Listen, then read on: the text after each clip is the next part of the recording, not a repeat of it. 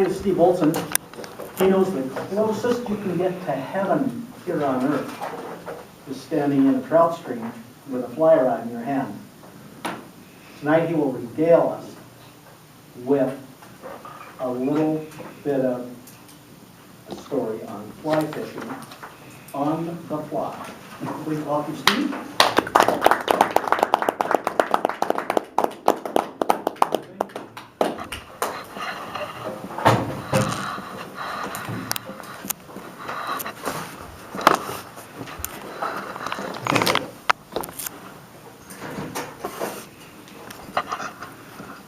The morning is clear and calm. It's been a little cold tonight, or last night. It always seems a little colder in the morning when the night yields to the morning. It always seems just a little bit colder when that happens. The travel was good. It was a long, hectic week. It's good to get out of town. I've been climbing the walls to get to the river. The campsite was awaiting me. It was good to see friends when I arrived. I had to travel a little farther than some. When I got to the river, everyone was around the campfire. I can't think of a more peaceful time with friends than sitting around the campfire. It tends to make for foggy mornings a little bit sometimes, but it's good to be with friends. I woke up in the morning as the sun peeked over the ridge, and I need to get out. I need to get out of my sleeping bag and into the cold for just that brief moment. As I slide out the back of my pickup and slide on into my waders, I've come up with a great system so that I have minimal time to be cold. I slide into my waders, put my wading belt on, start the Coleman stove to start some tea, to get ready to get into the zone. This is the start of the zone. When my hand touches a fly rod, it erupts. The calming sense in my mind starts. The feeling and the focus starts to come together of what lies ahead when I touch that fly rod. I step out, my feet touch the river. I wade a little farther into the river, and I can feel the current bending around my knees. It's such a great feeling, the force of that water coming down out of the mountains that I just recently was skiing on is now coming down into the valley. And I feel the water brush along my knees and pass. The little eddies that form past my knees bring me great joy to watch as they go down the river. I can feel it coming. I take my rod and I release the fly. I strip line into my left hand. I can feel the tension starting to build. I let line out and start my first back cast. I pause for just a moment to let the line straighten behind me. I drive forward with that first cast. One more false cast to gain line, and I send it forward.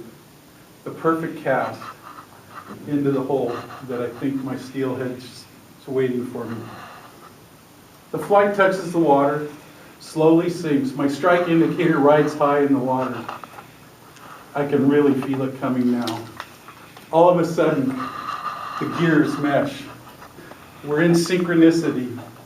We can feel it coming. I can't wait. I'm about to go into the zone, the fly fishing zone. It's a special place for me. I can't think of anywhere else I'd rather be some days than when I have that fly rod in my hand. As soon as the line touches the water, without thought, my hand starts to mend. It's amazing. I'm not even thinking about it. I'm mending for that perfect drift through the hole with no drag to make it look the most natural presentation to the fish. I stand there and take in the wonder of what's in front of me, all the beauty of the river. I stand back and start to strip my line in. And not every strip brings a fish. I think that's good. It wouldn't be fishing, it would be catching. I like to feel the tug of the river and what it's doing to your line, and always trying to present the most pristine drift of that fly. We're imitating insects. We need to make it natural, or it's not going to be real to the fish. I sometimes sit back and watch friends struggle with life and wonder, gosh, if they would only learn to fish. We need to find these things in our life that bring us this joy. I make another cast, and all of a sudden there's a twitch on the end of my line. The strike indicator has left the surface. I set my hook, and my fly has found its match, a mighty steelhead. The fight is on.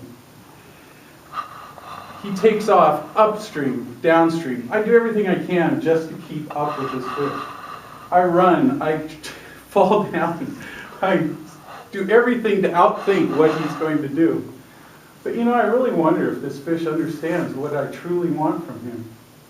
I want him to be a wild steelhead.